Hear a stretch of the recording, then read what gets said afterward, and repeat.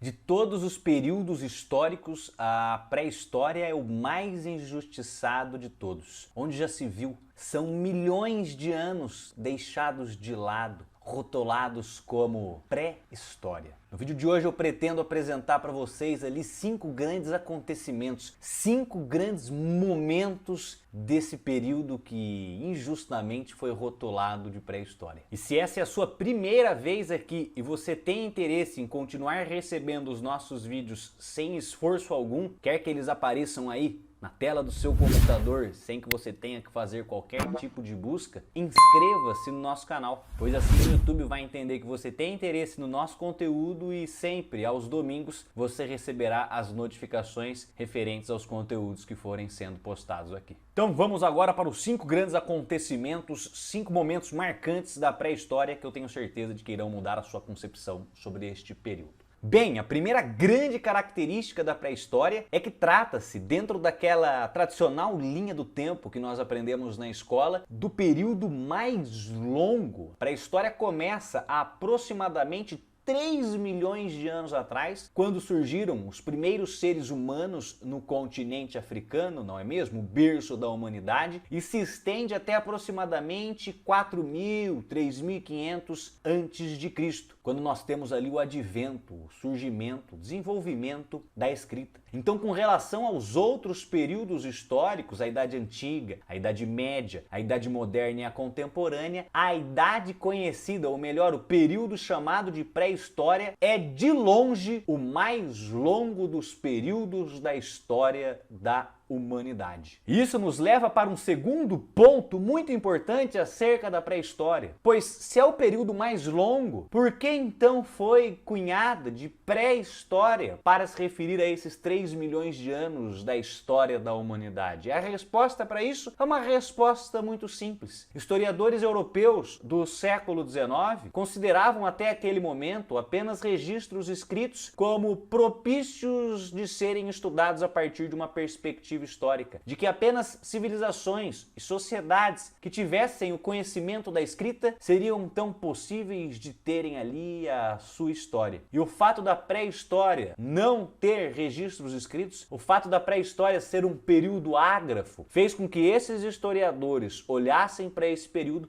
como se esse período fosse um período sem história, que antecedesse a história, pois é um período ágrafo. Nós não temos registros escritos na pré-história. Hoje a gente sabe que isso é uma bobagem, não é mesmo? Porque as fontes escritas não são as únicas fontes históricas possíveis. Existem outros tipos de fontes históricas e toda sociedade, toda civilização, seja ela ágrafa ou não, tem história. Então todo e qualquer tipo de produção humana pode e deve ser utilizada como fonte histórica, pois o período da pré-história tem tanta história quanto qualquer outro período que nós estudaremos por aí. Um terceiro aspecto, e esse é muito interessante, pois nós aprendemos muitas vezes errado nas escolas, é sobre a existência, ou melhor, a coexistência de diversas espécies de seres humanos ao mesmo tempo no planeta Terra. Aquela concepção que nós tínhamos de uma evolução linear, que estampam camisetas por aí, que nós vemos em livros didáticos, que nós vemos na escola, que nós vemos em filmes.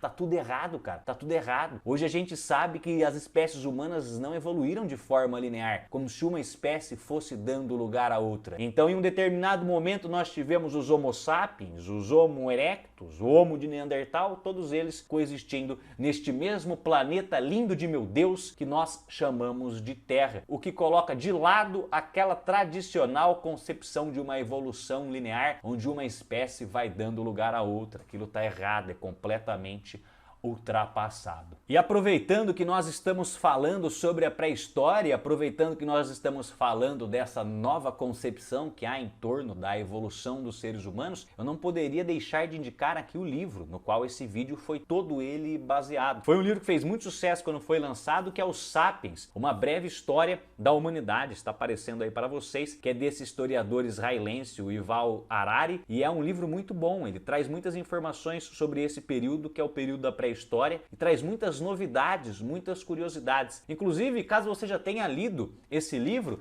deixa aí nos comentários se já leu e o que achou sobre esse livro, se gostou ou não. E isso nos leva direto para o quarto ponto desse vídeo, que diz respeito sobre uma das grandes descobertas da pré-história, que não poderia ser outra senão o controle e a utilização do fogo. Utilizamos e controlamos o fogo como bem entendemos. Provavelmente foram os Homo erectus, a primeira espécie humana a exercer o controle e o domínio sobre o fogo. E o fogo foi extremamente importante para nós enquanto seres humanos. Primeiro porque nos aquecia naquelas noites frias. Também porque iluminava as cavernas mais escuras. E também porque em dias perigosos o fogo afugentava os animais selvagens. Mas acima de tudo, o fogo proporcionou que nós, seres humanos, que antes nos comportávamos tais como carniceiros, nos alimentando de carne crua, pudéssemos cozinhar os nossos alimentos. Isso foi legal, cara, isso foi legal. Não só para fazer aquele churrascão top de final de semana, mas para que os nossos corpos se modificassem. Porque a partir do momento em que os seres humanos passaram a cozinhar os alimentos, o processo digestivo ficou muito mais fácil. O corpo não gastava mais tanta energia para digerir os alimentos que estavam sendo ingeridos. E o fato do corpo não gastar tanta energia no processo digestivo fez com que essa energia fosse transferida para um outro lugar. Em nós, seres humanos, essa energia foi transferida para o desenvolvimento e para o aprimoramento do nosso cérebro. Não só o nosso cérebro cresceu, mas um outro fato bastante curioso é que o nosso trato intestinal, o nosso intestino diminuiu, já que não havia necessidade de termos um intestino muito longo, já que o processo digestivo ele já era auxiliado com o cozimento dos alimentos, então era um processo mais fácil. Os nossos dentes também diminuíram. Então, cara, olha, tudo isso aconteceu na pré-história. Me diz se não é incrível? Isso não é uma injustiça nós termos rotulado esse período incrível da história da humanidade de pré-história? Ah, isso é coisa de historiador europeu, cara, do século XIX. É eurocentrismo puro isso daí. E a quinta e última transformação desse vídeo, e essa você precisa ficar ligadaço, diz respeito a uma das grandes mudanças na forma dos seres humanos viverem. Os seres humanos que durante grande parte da sua existência eram nômades, caçávamos, coletávamos, estávamos por aí, éramos nômades, não tínhamos moradia fixa. Foi só recentemente, coisa de 10 mil anos antes de Cristo, que os seres humanos mudaram completamente a sua forma de viver. Com o advento, o surgimento da domesticação das plantas, era o surgimento da agricultura. Se antes éramos nômades, caçadores, coletores, caçávamos e pescávamos, a partir de 10 mil anos antes de Cristo nós passamos a ter o domínio das técnicas agrícolas. Depois ali de milhões de anos observando a natureza, nos atentando a pequenos detalhes, nós passamos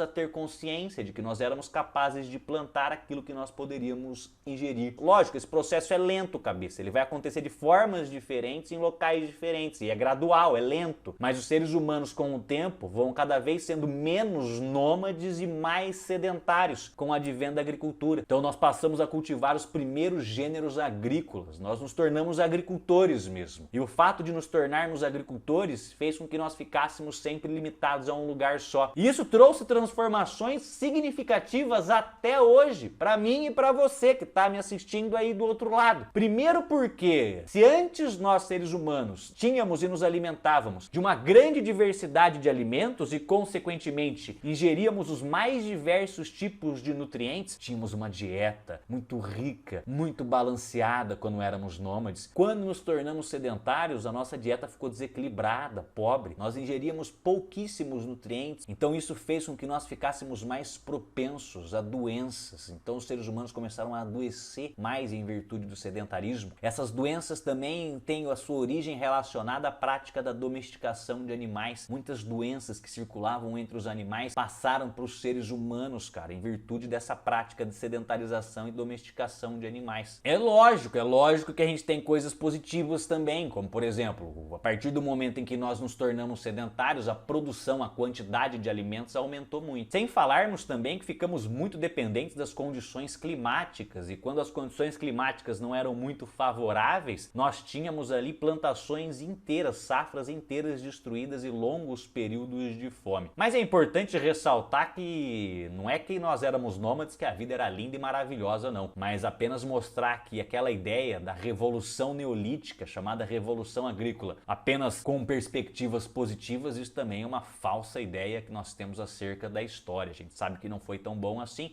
tivemos ali algumas consequências que são bem negativas para nós seres humanos até os dias de hoje. Então era isso. Essas eram as 5 principais características da pré-história que eu queria trabalhar com vocês no vídeo de hoje. Espero que tenham gostado do conteúdo. Não esqueçam de deixar o like para o YouTube entender que esse conteúdo é um conteúdo de qualidade e disseminar para mais pessoas por aí. E nos vemos na próxima. Fui!